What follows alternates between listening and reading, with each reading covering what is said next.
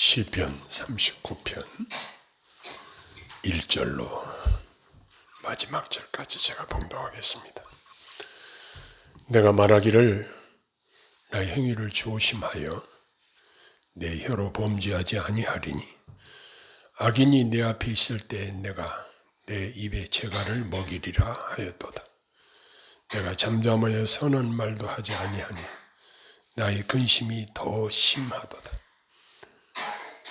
내 마음이 내 속에서 뜨거워서 작은 소리로 읊조릴 때에 불이 붙으니 나의 혀로 말하기를 여호와의 나의 종말과 연한이 언제까지인지 알게 하사 내가 나의 연약함을 알게 하소서. 주께서 나의 날을 한 뼘 길이만큼 되게 하시며 나의 일생이 주 앞에서 없는 것 같사오니 사람은 그가 든든히 서 있는 때에도 진실로 모두가 허사뿐이니이다. 진실로 각 사람은 그림자같이 다니고 헛된 일로 소란하며 재물을 쌓으나 누가 거둘는지 알지 못하나이다. 주여, 이제 내가 무엇을 바라리요? 나의 소망은 주께 있나이다. 나를 모든 죄에서 건지시며 우매한 자에게서 욕을 당하지 아니하게 하소서. 내가 잠잠하고 입을 열지 아니하면 주께서 이를 행하신 까닭이니이다. 주의 징벌을 나에게서 옮기소서. 주의 손이 치심으로 내가 쇠망하였나이다. 주께서 죄악을 책망하사 사람을 징계하실 때 그 영화를 존목음같이 소멸하게 하시니 참으로 인생이란 모두 헛될 뿐이니이다. 여호와여, 나의 기도를 들으시며 나의 부르짖음에 귀를 기울이소서. 내가 눈물 흘릴 때에 잠잠하지 마옵소서. 나는 주와 함께 있는 나그네이며 나의 모든 조상들처럼 떠도나이다. 주는 나를 용서하사 내가 떠나 없어지기 전에 나의 건강을 회복시키소서. 아멘.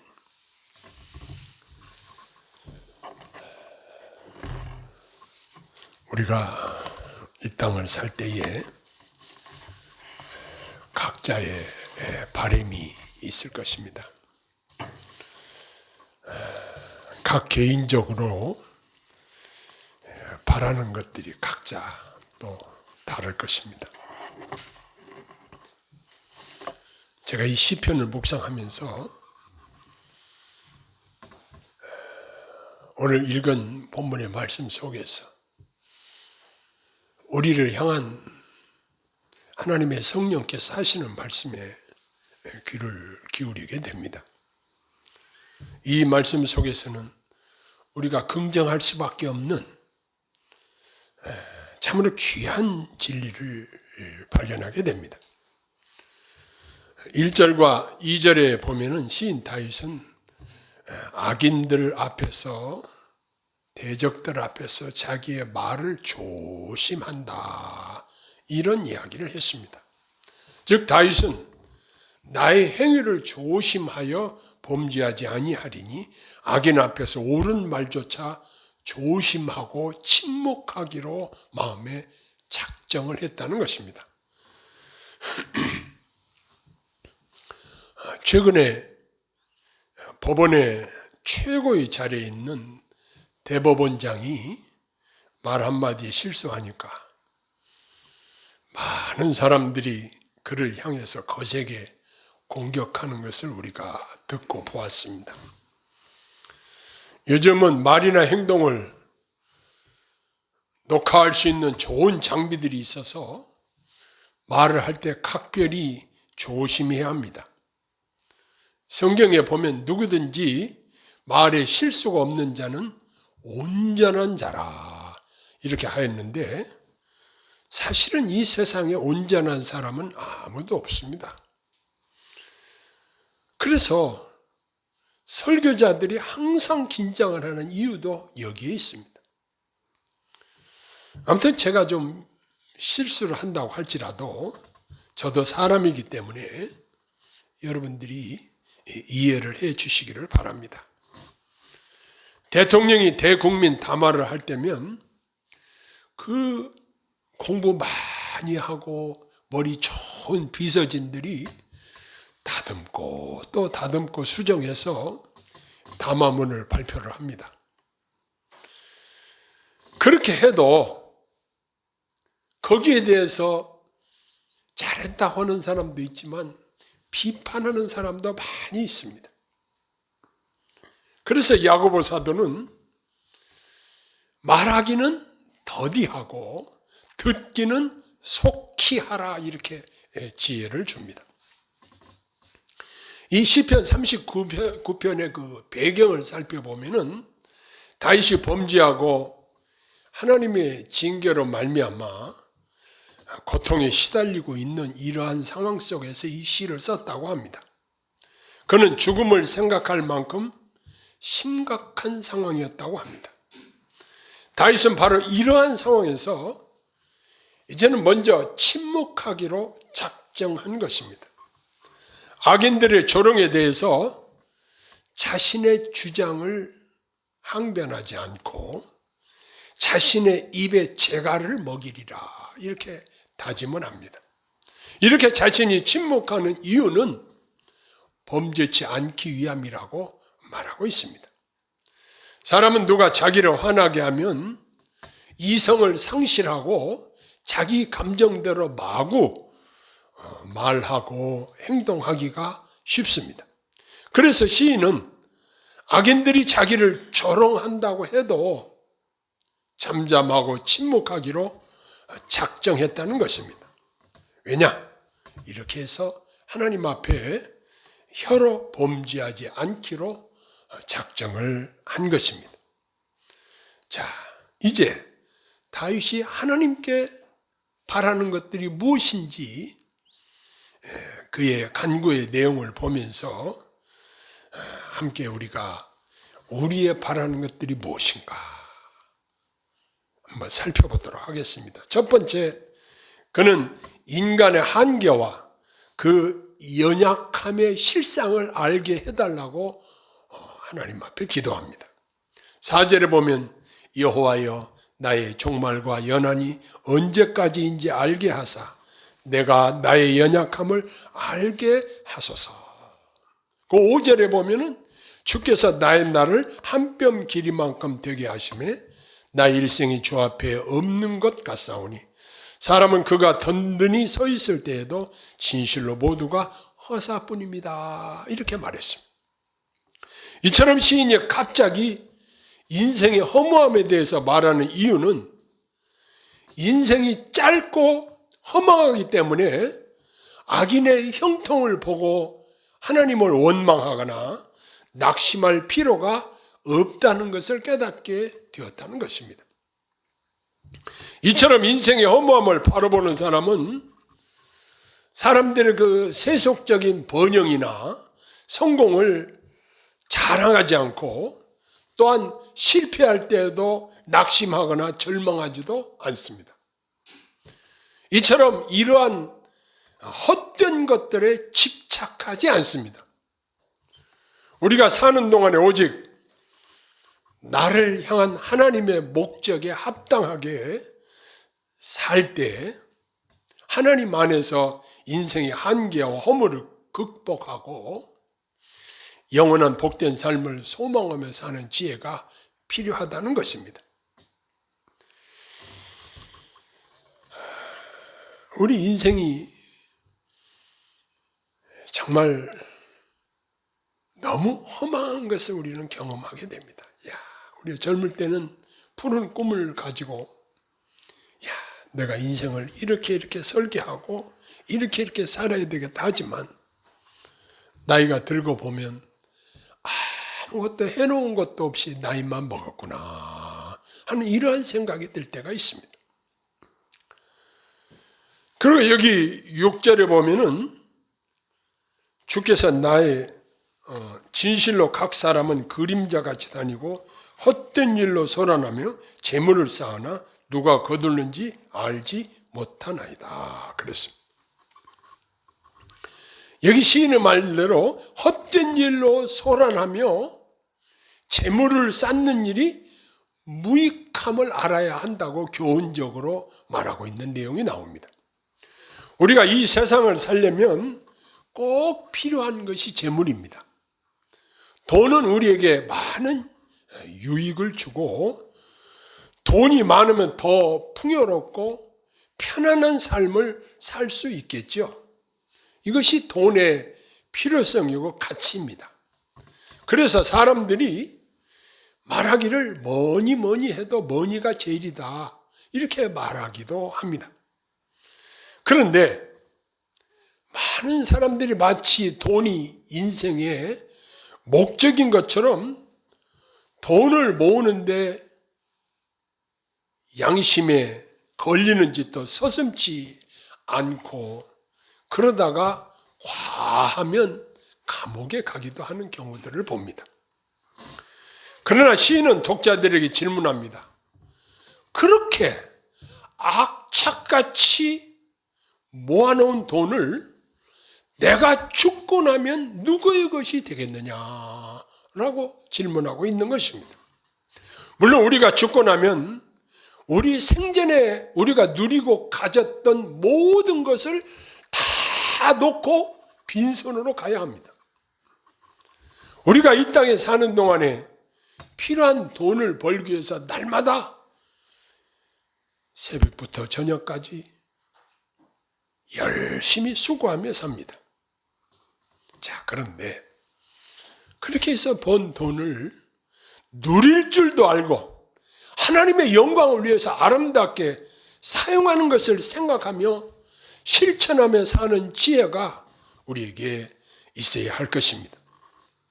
무엇보다도 장차 하나님 앞에 상 받을 것을 염두에 두고 돈을 사용하는 탁월한 지혜가 우리에게 필요할 것입니다. 그 다음에 시인은 7절에 주여 이제 내가 무엇을 바라리요 나의 소망은 주께 있나이다, 이렇게 말하고 있습니다. 나의 소망이 주께 있다는 것을 우리가 깨닫는 사람들은 참으로 복된 자들입니다.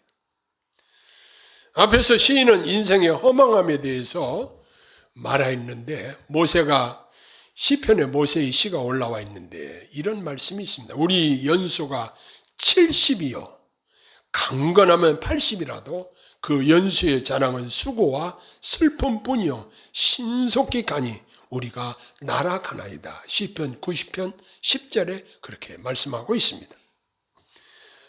인생은 마치 새가 날아가듯이 빠르게 지나갑니다. 제가 벌써 이렇게 나이가 먹었다는 것도 실감이 나지 않아요. 그런데 벌써 거울을 보면 머리도 흰머리가 나고 주름도 깊은 주름들이 자꾸만 늘어나고 이제 모든 기능들이 점점 다 퇴화되어 가는 것을 실감하게 됩니다. 그러나 인생의 허무함도 하나님을 바라고 하나님께 소망을 두는 자는 인생의 허무함을 극복할 수 있다는 것입니다. 하나님 안에 사는 성도들은 이 세상에서 사는 삶이 우리의 전부가 아님을 압니다. 우리가 이 세상을 떠나게 되면 하나님 품에 안기는 것을 압니다. 그것을 믿습니다. 우리의 소망은 이 세상 것을 풍성하게 누리는 것으로 끝나는 것이 아님을 우리는 알게 됩니다. 나를 사랑하시는 주님께 나의 소망을 둔다는 것은 너무너무 복된 일입니다. 제가 새벽이면 즐거 부르는 찬송 중에 하나가 나의 기쁨, 나의 소망 되시며 나의 생명이 되신 주, 밤낮 불러서 찬송을 드려도 늘 아신 마음뿐일세. 나의 기쁨, 나의 소망이 되시는 주님, 그분은 변치 않는 사랑으로 우리를 품어주십니다. 그뿐만 아니고 시인은 하나님께서 나를 모든 죄에서 건지실 것을 간구하고 있습니다. 하나님 우리에게 여러 가지 은혜를 베푸신 중에 정말 매우 중요한 은혜가 뭐냐? 바로 나를 모든 죄에서 건지시는 은혜인 것입니다. 우리가 이 땅에 살면서 내가 잘못하는 것들이 너무 많습니다.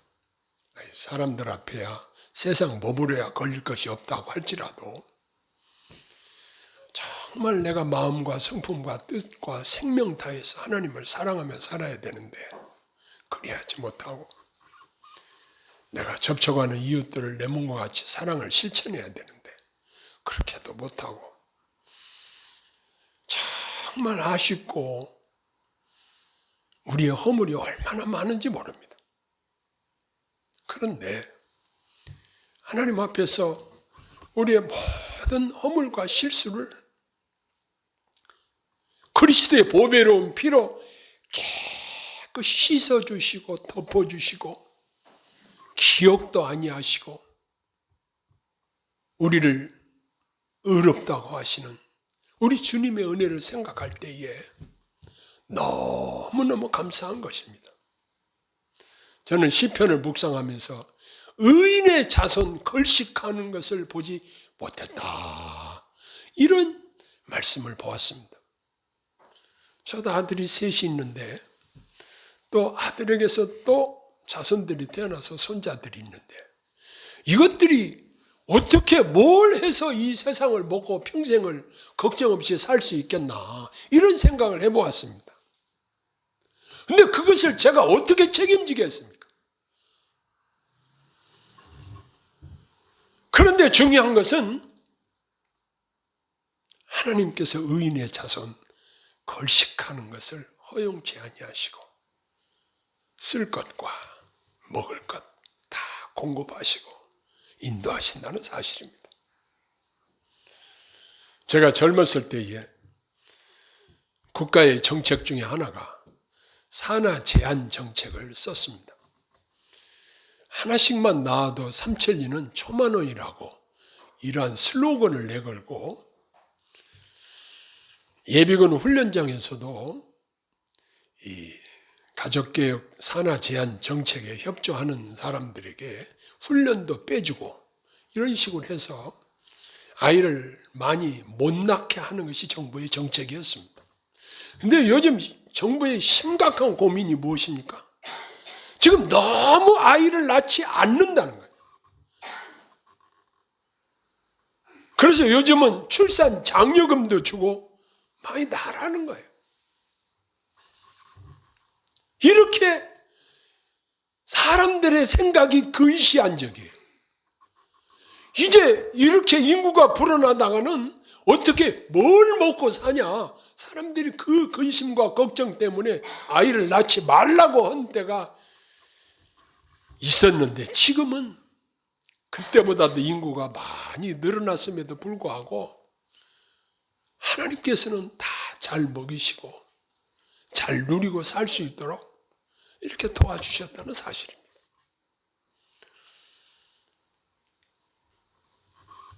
이제 우리는 하나님께서 우리에게 은혜를 베푸셔서 모든 죄에서 건지셨다는 이 사실이 우리가 평생 찬양을 불러드려도 그 은혜를 어떻게 갚겠습니까? 죄의 싹은 사망이라고 했는데 영원한 사망, 지옥 형벌에서 우리를 구하시려고 예수 그리스도를 보내셔서 우리를 대속해 주시고 우리를 깨끗하게 하시고 천국 백성을 삼으셨다는 사실이 이 죄사함으로 말미암는 구원을 우리에게 베푸신 것입니다. 그러나 어떤 사람들은 내가 죄사함 받았으니까 이제는 내 마음대로 살아도 괜찮다, 이렇게 말하는 사람들이 있습니다. 근데 시인은 여기 10절에 뭐라고 말하냐면 주의 징벌을 나에게서 옮기소서, 주의 손이 치심으로 내가 쇠망하였나이다 그랬습니다. 이 세상에서 참 우리가 경계해야 될 것이 뭐냐면 하나님 두려운 줄 모르고 다 담대하게 범죄하는 자들이 있다는 사실입니다. 하나님 두려운 줄 아는 성도가 진짜 참 성도라는 사실입니다. 아니, 하나님이 내 죄를 다 용서해 주셨는데 과거에 지은 죄, 현재 짓는 죄, 앞으로 지을 죄까지 영원한 속죄를 이루셨다고 했는데 그냥 내가 죄 짓는 거 별거 있어? 이렇게 생각할 수 있습니다. 근데 여기 시인은 주님께서 내리시는 징벌을 뼈저리게 경험한 사람입니다. 그가 왕으로 등극해서 한참 나라가 왕성하고 잘 나갈 때에 그가 범죄한 우리아의 아내 밧세바를 취하고 또 이것을 덮어버리기 위해서 우리아를 군대에 있는 우리아를 불러들여서 우리아의 아내가 이제 함께 유숙하려고 함께 이제 거하라고 했지만 우리아는 나의 동료들이 지금 전장에 있는데 내가 아내와 같이 잘 수 있겠는가? 그러면서 그것을 거부했습니다. 그 계획의 숲으로 돌아가자 다윗은 다른 음모를 꾸몄습니다. 그를 전쟁 최전방에 내보내고 우리아만 남겨놓고 다른 사람은 다 퇴각을 해라. 그래서 결국 전사하게 만들고 그의 장례식을 치르고 나서 이제는 마치 합법적으로 우리아의 아내였던 밧세바를 자기 아내로 만들어버렸습니다. 이것은 그것을 아는 몇 사람 외에는 아무도 모르게 지은 범죄 사건이었습니다. 하나님께서는 나단 선지자를 그에게 보내서 그를 예화를 들어서 책망을 했습니다. 그리고 그 징벌로 칼이 이 집에서 떠나지 아니하리라. 그 다윗의 가문의 징벌을 내렸습니다.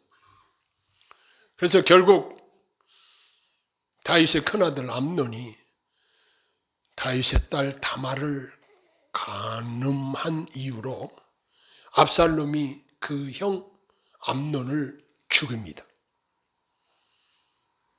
그래서 결국 압살롬이 피했다가 또 다시 돌아왔는데 나중에 압살롬이 자기 아버지 다윗 왕을 반역해서 다윗 왕이 맨발로 피신할 수밖에 없는 그러한 상황까지 맞이하게 되었던 것을 성경의 역사를 통해서 우리가 배우게 됩니다. 그렇게 믿음으로 살다가 통일 이스라엘 왕국의 왕의 자리에까지 하나님이 올려놓으셨는데 그가 하나님 두려운 줄 모르고 범죄하니 하나님의 징벌이 그에게 임했다는 사실입니다. 우리가 신앙생활을 할 때에 살아계신 하나님 두려워하는 이러한 마음이 우리를 성결한 삶을 살게 도와주신다는 사실입니다. 창세기에 나타난 요셉이 내가 하나님 앞에 어찌 득죄하리요? 보디발의 아내가 강하게 유혹을 할 때도 그는 그 범죄의 자리를 팍 차고 뛰쳐 나올 수 있었던 것은 그가 하나님을 의식했기 때문이라는 것입니다.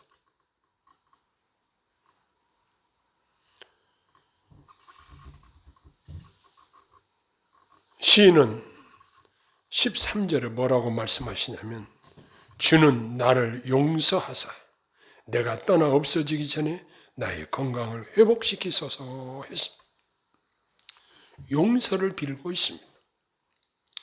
우리가 부지 중에 범죄했을 때에 우리의 최선의 방법은 무엇인가? 하나님 앞에 자백하고 하나님의 용서를 구하는 길입니다. 우리가 하나님 앞에 용서를 받는다는 것은 참으로 복된 일입니다. 근데 사람들은 하나님 앞에 자백하고 용서받는 이 일을 번거롭게 생각하고 중요하게 생각지 않는 경향들이 있습니다. 그런데 야고보 사도를 통해서 우리가 가르쳐준 지혜는 너희 중에 병든 자가 있느냐 교회의 장로들을 청할 것이요 그들은 위하여 기름을 바르며 서로 죄를 고하며 병 낫기를 위해서 기도하라고 야고보서 5장에 말씀하고 있습니다. 왜 서로 죄를 고하며 병 낫기를 위해서 기도하라고 했을까요? 하나님 앞에 회개와 자백을 통해서 깨끗함을 받은 심령들의 기도가 하나님 앞에 응답되고 병자를 치유하고 이러한 응답의 역사를 기대할 수 있기 때문이라는 사실을 야고보 사도는 우리에게 잘 설명해 주고 있습니다. 우리 연약한 육신들이 이 땅에 사는 동안 여러 가지 질병으로 고통을 당할 때가 있습니다. 우리가 자동차를 탈 때도 자동차에 부품이 여러 가지가 있어서 고장이 잘 납니다. 새 것일 때는 별로 고장이 나지 않지만 이제 연식이 오래되고 낡으면 자꾸 고장이 납니다. 우리 인간의 몸도 마찬가지입니다. 이제 나이를 먹고 자꾸 약해지면서 여러 가지 질병들이 우리를 괴롭힐 때가 있습니다. 물론 현대의학을 통해서 우리가 많은 도움을 받습니다. 그래서 생명도 많이 연장이 됐습니다. 그러나 우리가 먼저 해야 될 일이 있습니다. 여기 기록된 대로 나의 건강을 회복시키소서. 우리가 이 내 건강을 회복시켜달라고 기도하는 것은 이건 지금 요즘 시대도 하나님이 고쳐주시나? 의학의 도움을 받아야지. 물론 의학의 도움을 받는 것이 나쁜 것이 아닙니다. 당연히 도움을 받아야 됩니다. 하나님께서는 현대 의학을 통해서도 우리를 건강을 지켜주십니다. 그런데 하나님이 우리를 만드셨습니다. 하나님이 창조주이십니다. 어떤 사람이 자동차를 몰고 가다 미국에서 고장이 나가지고 길가에 세워놓고 본네트를 열어놓고 아무리 점검을 해봐도 알 수가 없더래. 그런데 어떤 신사 한 분이 자동차를 타고 가다 멈춰서서 그 차를 쉽게 고쳐서 시동이 걸리게 해주고 그 차를 가도록 해줬답니다. 그 사람이 누구냐? 자동차를 만든 헨리 포드였다고 합니다. 자동차를 만든 사람이기 때문에 자동차가 어디 이상이 있는지 너무 잘 아는 거예요. 간단하게 손봐서 갈 수 있도록 해줬다는 거예요. 마찬가지로 하나님께서는 저와 여러분들을 창조하신 창조주이십니다. 우리가 병들어 연약할 때에 여기 시인 다윗의 기도처럼 나의 건강을 회복시키소서. 이 기도는 우리가 마땅히 하나님 앞에 도움을 요청할 때 해야 될 기도라고 생각을 합니다. 우리가 이 땅에 사는 동안 나의 소망은 나를 치료하시는 주님, 나를 보살펴 주시는 주님, 또 우리가 이 땅에 생명이 끊어지고 하나님 나라에 가서도 영원토록 주님 품 안에서 주님 섬기며 주님께 찬양 드리고 영광 돌리며 그분과 함께 영생 복락을 누리는 이 소망이 우리에게 있습니다. 수많은 세상 사람들은 사람이 죽으면 끝이지 이렇게 생각을 합니다. 그러나 우리는 죽음은 영생으로 들어가는 하나의 관문에 불과한 것입니다. 그래서 우리가 장례식을 치를 때 믿는 사람들은 뭐라고 말을 하냐면 천국 환송식이다. 이런 용어를 사용하기도 합니다. 이제 우리는 이 땅에 사는 동안에도 우리 하나님께서 우리의 건강을 회복시켜 달라고 연약할 때에 병들었을 때 기도할 수 있는 권한을 우리에게 부여해 주셨습니다. 기도하라고 하신 것은 기도를 응답해 주실 준비와 약속이 거기에 포함되어 있는 것입니다. 그러므로 우리가 하나님 앞에 우리의 소망과 우리의 필요를 우리 주님께 다 부탁을 드릴 수 있는 권한이 저와 여러분들에게 주어져 있습니다. 그 권한을 마음껏 사용하시기를 바랍니다. 주님이 약속하셨습니다. 내가 아무리 연약해서 주님 뜻대로 살지 못했다고 할지라도 우리 주님은 변함없이 저와 여러분들을 사랑하시고 매 순간순간 우리를 보호하시고 인도하신다는 사실을 확신하시기를 바랍니다. 우리 주님은 항상 저와 여러분들을 도우실 준비를 하고 계시고 우리가 주님 앞에 간구할 때 우리 주님께서는 우리를 적극적으로 도우실 줄로 믿습니다. 이제 짧은 인생을 살면서 겸손하게 주님의 도우심을 받으며 복된 삶을 영위하십시다. 기도하겠습니다. 하나님 아버지, 우리가 손바닥 넓이만 한 이 짧은 인생을 살면서 하나님 앞에 하나님의 보호하심과 인도하심과 공급하심을 힘입어 살고 있나이다. 그러나 우리가 너무나 하나님을 의식하지 못하고 이 세상 것만을 추구하면서 살 때가 너무 많았습니다. 성령께서 깨달음을 주시고 주의 뜻대로 합당하게 살 수 있도록 인도하여 주옵소서. 내가 바라는 것이 오직 주께 있다는 사실을 늘 마음에 각성하게 하시고 주님 앞에 저희들 이 땅에 사는 동안 건강을 지켜 주시옵소서. 우리 육신이 연약해서 때때로 질병으로 시달릴 때가 많이 있습니다. 이 시간도 주의 백성들을 긍휼히 여기시고 주의 피 묻은 손으로 치유하시고 강건케 하여 주시옵소서. 예수님 이름으로 간절히 기도하옵나이다. 아멘.